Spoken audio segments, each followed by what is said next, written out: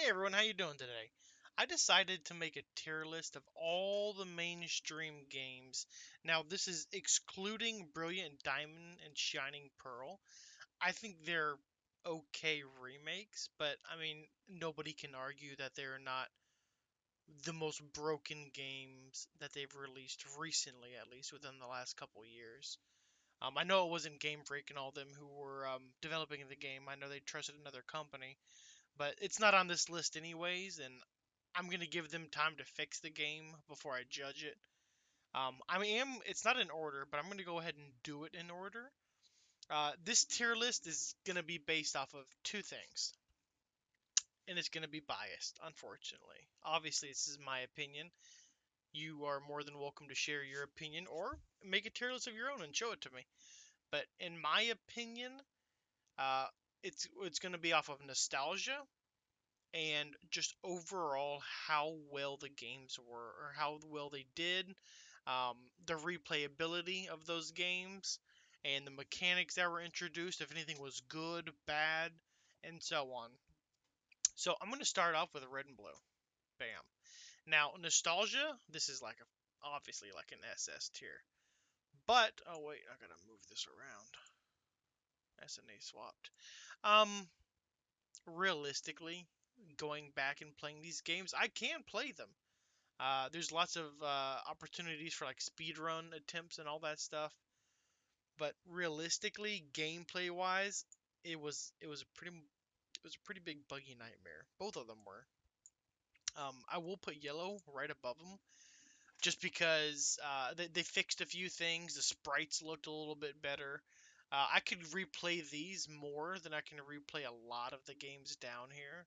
Um, but I think at the end of the day, it wouldn't be fair to put them too much higher. I could bump them up to A, but there's no way that yellow could be S tier. So if I did do that, they'd have to stay together. In fact, I can do that.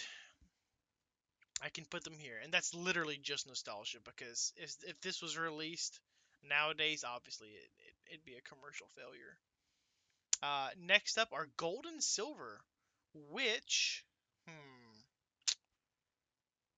oh god, now we're at a conundrum. You know what? I am going back here. Sue me. Gold and silver. Where you at? There you are. Gold and silver. Uh, One of my favorite generations is Generation 2. Now, I mean, that's when they introduced the whole, hey, let's go back to the previous generation and go have fun, blah, blah, blah. And it was really cool. Um, but it's kind of a slow game. Um, it's one of the games that I can replay a lot and have a ton of fun on. But there are some more glaring weaknesses that both of the games have. Uh, they don't even have abilities in these games or natures or anything like that. So they're starting to get a hold of what would make it like a good Pokemon franchise or a good Pokemon game rather. I think they're amazing. They're above Yellow for sure. And then Crystal, I would put Crystal at S. Crystal S. These two, and I know it sucks. Don't sue me for Red and Blue being down here. I love them. I love them to death. In fact, like I said, I play them more than I played the other ones. But there are some pretty glaring issues in them. Honestly, I nostalgically I don't like Yellow more than the rest because I didn't really like Pikachu that would follow you around and stuff. I always ended up putting him in the PC. Um, I spent my most time in Generation 2 and 3. I spent my young years whenever these came out. I got red. I never owned a blue, but I got red, and I played a ton of red and a ton of yellow. And then as soon as silver and gold came out, I got silver. I owned crystal as well. Just because of that, I'm biased and I'm putting silver above gold. Wait, I can't. There we go. And I really liked them. I think they're good games. I think S might be a little too high for like playability wise, but nostalgia. That's what it is for me. Nostalgia takes this up here, and it's better than these two. The sprites move. That was like such a big thing. The sprites actually were animated for the first time ever in silver and gold. That's when shinies first came out too. So having a sprite that moved and shiny, it's just really nostalgic for me. Moving on, where's the normal Ruby and Sapphire? Right here. Both of them bad boys are S tier. 100%. Where's Emerald? Bam. Without a doubt. I think Gen 3 was the first generation that did everything almost perfectly. Almost perfectly. There was a few things that I would personally change. It started the trend of, hey, the game's really slow at first, but as soon as you finish two or three gyms, it just you zoom through everything. Um, Ruby, I never owned Sapphire as a child, but I owned Ruby. In fact, I never even owned Emerald that much. I'm actually gonna put this down here with them. I don't think there's any reason it should go up there. Uh, Ruby had the most nostalgic, I wouldn't say the most nostalgic starters, but I didn't dislike any of the starters. And in fact, all of the starters are pretty viable besides Torchic. Trico was my main pick. I always went Trico. Mudkip, obviously, he's like one of the best starters to ever be created, like on a competitive standpoint and a cute standpoint. People love him to death. So the story is the first time the story wasn't uh I mean the story wasn't horrible down here. And I do enjoy how in Silver and Gold and Generation 2 and all that, I enjoy how the rival is an actual rival. Same thing with the first gen. And then in third gen, it starts the motif of, hey, here's your buddy that's going to travel along with you. It's not really a rival anymore. And that was whatever. The story between Magma and Aqua, Magma and Team Aqua, that was kind of lackluster. Um, they didn't really have amazing plans to begin with, and that part of the game was just kind of a little boring. But the Reggie trio, it's the first time they ever like implemented some kind of puzzle you had to solve in order to get Pokemon. And that was really cool. I remember as a kid, I had no idea what it was. The internet wasn't around everywhere. Not everyone had a computer. And my buddy figured it out, and I brought him my game. And then he took it home, and he got all three of them, gave it back to me.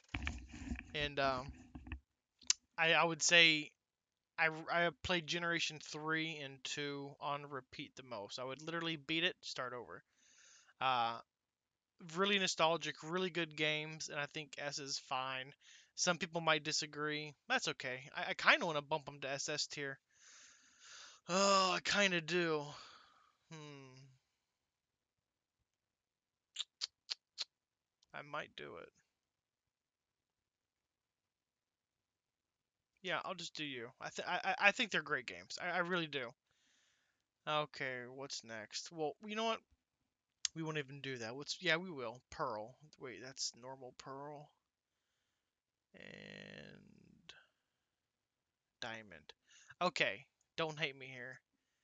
Anyone who played Diamond and Pearl on release will not disagree that these games were kind of garbage.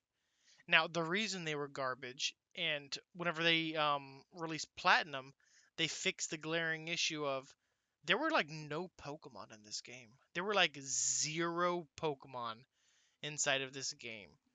It was horrible. I didn't enjoy it. Nobody enjoyed it. Um, it's like the only game I can think of where on Route One and the very last route in the game, you're finding the same Pokemon, or at least within the same line, and it's just they really dropped the ball on that. Plus, your rival, it's literally the only rival that has ever actually annoyed me. I just can't stand him. I don't even remember his name. He annoyed me so much. Where's Platinum at? But Platinum fixed all that. I'd say Platinum's an A game. The gym leaders are all pretty cool. Diamond and Pearl were so bad that most of the gym leaders in Elite Four didn't even have one typing. Like the last gym leader, electric type, had like half his team wasn't even electric. It was really bad. It was really bad. I don't have too much to say about them because I didn't play them too much. Black and white are the games that I spent the least amount of time on, but the time that I did spend on, I know that without a doubt, because Pokemon is not, it's a child's game. Pokemon's not amazing at making a good story. Black and White had an amazing story. It had arguably, in my opinion, the best story ever. I really love the story. Black and White too. I kind of like them less, to be honest with you. Wait, where is it at? There. Black 2, White 2. Kind of liked them less. Black and White though, the story was good. The rival was amazing. The evil organization, evil leader, like everything was good. Everything was story driven, and it was the first story that um, was actually like grade A material or grade S material. It was really really good. The Pokemon were pretty decent. It did release some Pokemon that I wasn't too interested in, but as a game in general, it's definitely got to be an A tier. Now, the only reason I have them down here is because I didn't think that the story was as impactful as it was in Black and White. It's not a big deal. I could easily put these up here, and you know what? Bam, I will. I'll just put them right beside it, but below them. Let's see. In fact, if we're gonna do this right. Oh no. I'll even move you up because there we go. Yeah, I'll leave it like that. That's pretty good for me. God, this looks so bad being down here. All the Gen 1ers are gonna be so mad at me. I was a Gen 1er too. I played them on day of release. I love them to death. Okay, what do we have next? Well, I skipped Fire Red and Leaf Green. Ugh. Now, in my opinion, this is the first attempt at a cash grab. It is. It is the first attempt at a cash grab. It's because Nintendo knew what sold, and they know Generation 1 sold extremely well, and they're trying to get the newer Poke fans into the game and introduce them again to what we had been introduced to, but with better graphics and stuff. Even though it was a cash grab, it worked. It was a cash grab, but it definitely worked. In fact, bam. It was a cash grab, but it 1000% worked. The game's amazing. Uh, it stays really, really true to the original. The shinies in it are really good looking. Um, the only reason I would take it down to S tier is because it wasn't an original game. It's just a remake. But I think this is the best form of a remake you can have. And for that, bam, 1000% SS tier. You can see the bias with Gen 3, huh?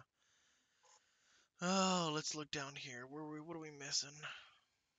X and Y? Yeah, X and Y. So, fun fact.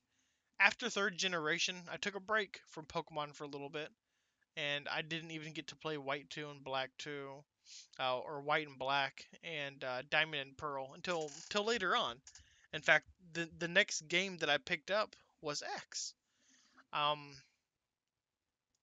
it wasn't horrible. I'm not setting these yet. I'm just putting them up there. It wasn't horrible. X and Y were not bad. They had a kind of cheesy story with AZ and all that stuff.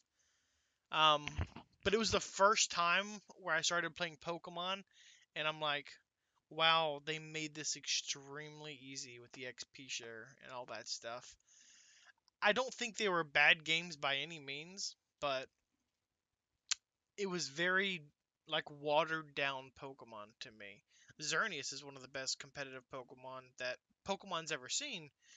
And there's a lot of Pokemon that came out of this, and Fairy typings came out during X and Y. You know, X and Y were like very pivotal points in Pokemon history. I don't think they can go below B. Oh, where would I put them? I'll put them up here in front of White 2, Black 2. You know what? In front of these ones as well.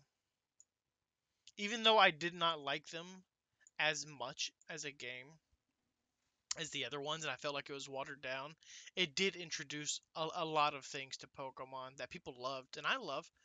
And it got me back into Pokemon. So I'll give it points for nostalgia on that one. Okay, next up, what do we got? Okay, I skipped another one, I think. Yeah, Heart Gold, Soul Silver, without a doubt in my mind, those are SS tier. I think not many games can come close to that kind of perfection because Gold and Silver were good, but they had those flaws, and the same thing with Crystal. But or what's it called? Soul Silver and Heart Gold, they took all the issues away. Better graphics, the beautiful Gen 3 or Gen 4 system that they were running their games on. Everything about it was just amazing. The shinies are amazing in that game. The sprites are gorgeous in this game. Uh, you get two games basically. I mean, not really, but it came out with the Poke Walker. When that first came out, it was a huge craze. There's a reason that these are so expensive, especially in box. They are fantastic games, and I think they are probably Pokemon's best games that they've ever released. To be honest with you, who would go above? I'll leave you guys here for now. Okay, Sun and Moon. I'm not even going in order anymore. Yeah, Alpha Sapphire and Omega Ruby. They weren't bad. I'm literally just gonna put them right here next to the other ones. They weren't bad. There's not really even much to say about them. Another cash grab, but it wasn't as good. Jesus Christ, can I move these things? It was another cash grab, but it wasn't as good as the fire red and the leaf green cash grab. I'm almost tempted to take them down. Hmm.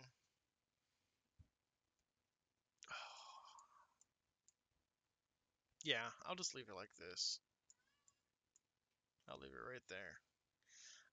Like I said, it didn't do much changes to the game. The intro to that game is one of my favorite intros ever because when I bought the game and then I turned it on and I saw the graphics, I'm like, what? This looks like all that old school game. And then the kid puts the Game Boy down and you're in the back of the. That was super amazing.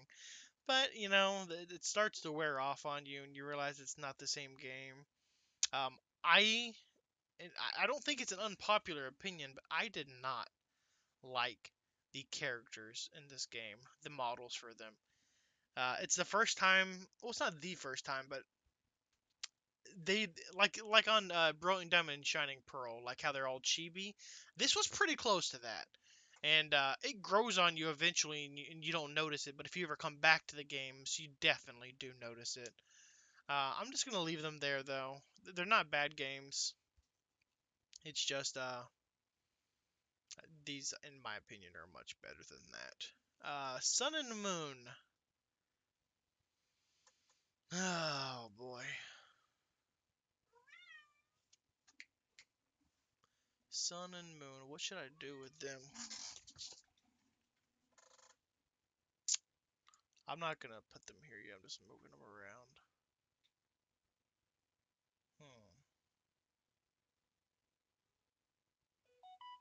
It's hard because I have so many in A tier. And it wasn't bad. I am. A or S. A or S. You know what? I'll put these in A. Or these in S. And these in A. Ultra Sun and Ultra Moon in A, and Sun and Moon in S. Now, this is the first generation after X and Y because, like I said, I hopped back in during X and Y, and then Omega Ruby and Alpha Sapphire came out, and then Sun and Moon came out, and I was kind of just expecting another uh, X and Y or Ruby and Sapphire, but they changed a lot of things up with Sun and Moon. There were no longer gyms. That was pretty interesting. They really, really took a risk going outside the box with that one. Instead, they had those kahunas, and those were really fun. I really enjoyed that. I actually really enjoyed Sun and Moon, especially in the competitive scene, more than I did on a lot of other games.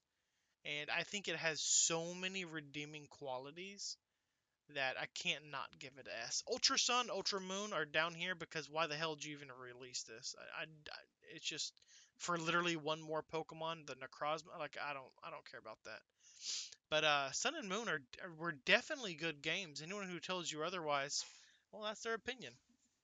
But everything in S and SS tier, I can play on repeat. Uh, Sun and Moon, not so much anymore. In fact, I will put these up here though.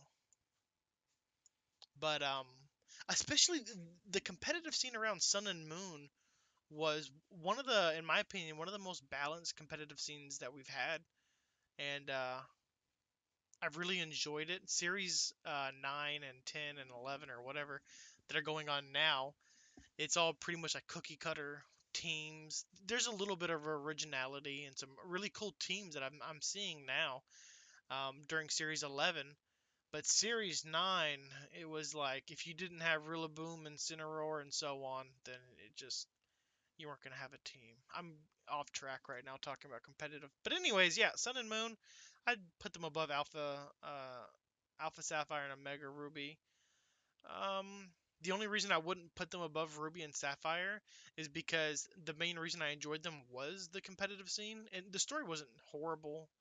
Uh, and the gameplay wasn't horrible, but I would much rather replay Ruby and Sapphire than replay them because I didn't care about the competitive scene in Ruby and Sapphire, but that was the main reason I enjoyed these games so much.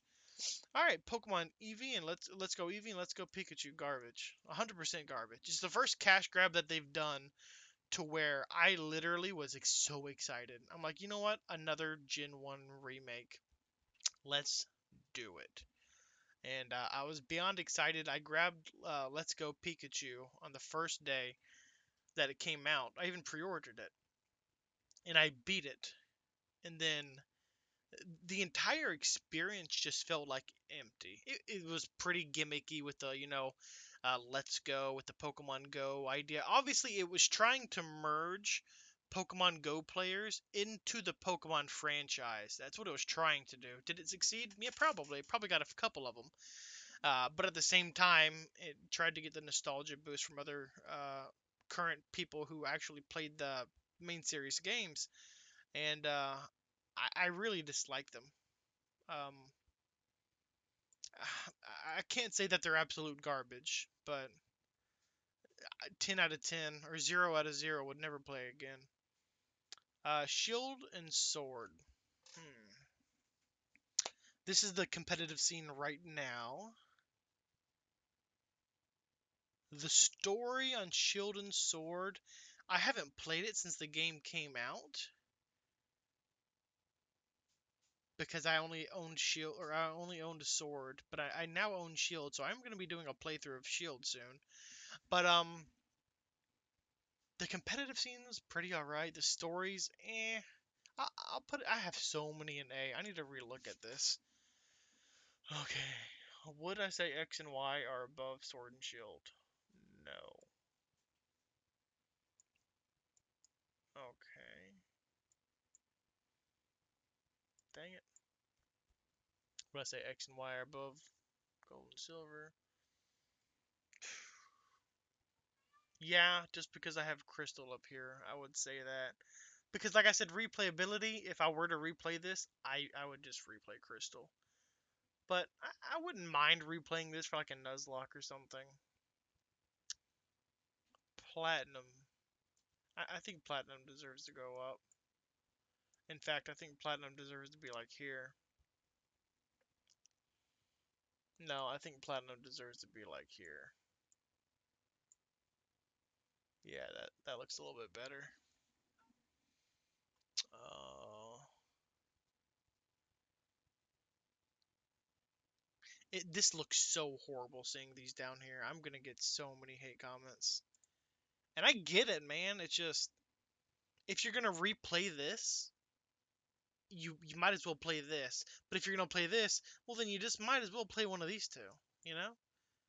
So it's not like I hate Gen 1, it's just that these games are really broken. The nostalgia meter is above SS, but I can't really justify taking them higher than that. Nah, it looks pretty decent to me. I could see myself moving some things around. Um, yeah, I could see myself moving a couple things around. But this is my tier list of what the mainstream games and how I thought they were with nostalgia, gameplay, competitive, and so on. If you guys have a YouTube, or if you guys want to link, or tell me about your YouTube and show me your tier list, I'd love to go in there and see what you have to say as well. And if you disagree or agree, just comment, let me know, and we can talk about it. Y'all have a good one.